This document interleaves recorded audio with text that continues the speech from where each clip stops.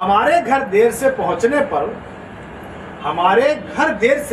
पर बीवी इतनी जोर से भड़की गुरु कि हम समझ गए बरसात होने वाली है शुरू। ये उनकी स्टाइल थी, जिसे कहते हैं ना एफर्टलेस आप समझते हैं, जो श्रम साध्य ना हो। जैसे पंडित रविशंकर सितार बजाते हैं, जैसे विवियन रिचर्ड्स क्रीज में खड़े होकर छक्का मारते हैं, उसे एफर्टलेस कहा जाता है।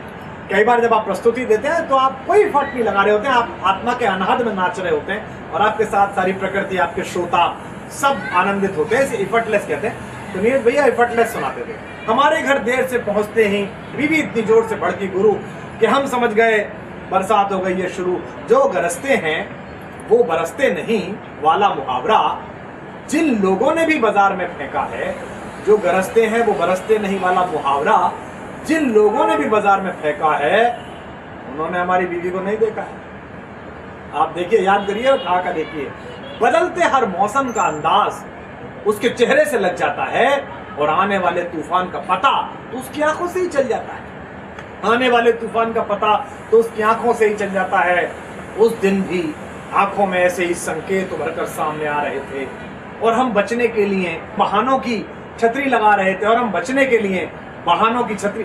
आप देखिए, पूरी बूंदाबांदी, पूरा चातुर्मास इस हास्य की कविता में दिखाई देगा। और हम बचने के लिए बहानों की छतरी लगा रहे थे, पर हवा के थपेड़े चौतरफा पार कर रहे थे, छतरी को तार तार कर रहे थे, छतरी को तार तार कर रहे थे। बिजली अचानक जोर से कड़की। कौन थी वो लड़की? बिजली अचानक जोर से कड़की। कौन थी वो लड़की? हमने कहा लड़की कौन सी लड़की? बताया तो था, काम ज्यादा है, ऑफिस में ऑडिट आया है। वो बोले, फिर कितने पैसे मिल जाएंगे इस ओवर टाइम के? क्या रेट है तुम्हारे यहाँ वर्किंग टाइम के?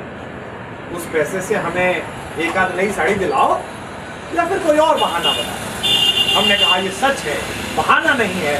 हमने कहा ये सच है, बहाना नहीं है। वो बोली, जाने दो, क्या इतने सालों में हमने तुम्हें जाना नहीं है?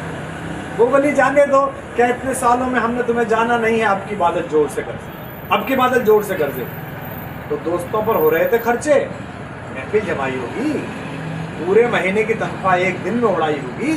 महफिल जमाई होगी, पूरे महीने की तनख्वाह एक दिन में उड़ाई होगी। हमने कहा तनख्वाह खत्म हुए तो महीना बीत गया। हमने कहा तनख्वाह खत्म हुए तो महीना बीत गया, पैसों का कटोरा तो कब का रीत गया। इस बार घुमड़ी घटाएं, इस बार घुमड़ी घटाएं। तो हम बताएं, ले देकर रह जाता है सिनेमा, है ना। आज कौन सा टॉपिक घूम लिया? देखिए, बैतूल एक कस्बे से शहर बनता हुआ, जिला बनता हुआ जगह, टॉकिज। आज कौन सा टॉपिक घूम लिया? बच्चों की किस फरमाइश का खून किया। हमने कहा माना कि देर कुछ ज्यादा हो गई, पर इतनी भी नहीं कि बात का पतंगड़ बनाओ। एक छोटे से अपराध पर दाना पानी लेकर चढ़ जाओ। अरे मैं तुम्हारे और बच्चों के ख्वाब सजाने की ही सजा पा रहा हूँ। अरे मैं तुम्हारे और बच्चों के ही ख्वाब सजाने की सजा पा रहा हूँ। जिस देर से आने को तुम मेरी अय्याशी समझ रही हो, मैं उस वक्त में भी 4 पैसे कमा रहा हूँ। पूरा 1 महीना कुछ बच्चों को पढ़ाया है, पूरा 1 महीना कुछ बच्चों को पढ़ाया है, तब जाकर आज का दिन आया है। लेकर आ पाया हूँ तुम्हारे लिए दवाई और बच्चों के लिए किताब, तुम्हारे लिए दवाई और बच्चों के लिए किताब। और तुम समझ रही हो लड़की, सिनेमा, ताश और शराब। और तुम समझ रही हो लड़की, सिनेमा, ताश और शराब। अब थम चुकी थी आंधी और शुरू होने वाली थी बूंदाबांदी। मानसून उतर आया। अब थम चुकी थी आंधी और शुरू होने वाली थी बूंदाबांदी। माफ कर दो, माफ कर दो। पत्नी बोली, हमने बेकार तुम पर शक किया, हमने बेकार तुम पर शक किया, पर क्या बताएं ये महीना हमने कैसे जिया। तुम्हारा देर से आना एक बवाल उठा रहा था, तुम्हारा देर से आना एक बवाल उठा रहा था। मन में जाने कैसे कैसे सवाल उठा रहा था। हमारे चारों ओर बनने लगा था कम हवा का दबाव। देखिए बारिश कैसे होती है।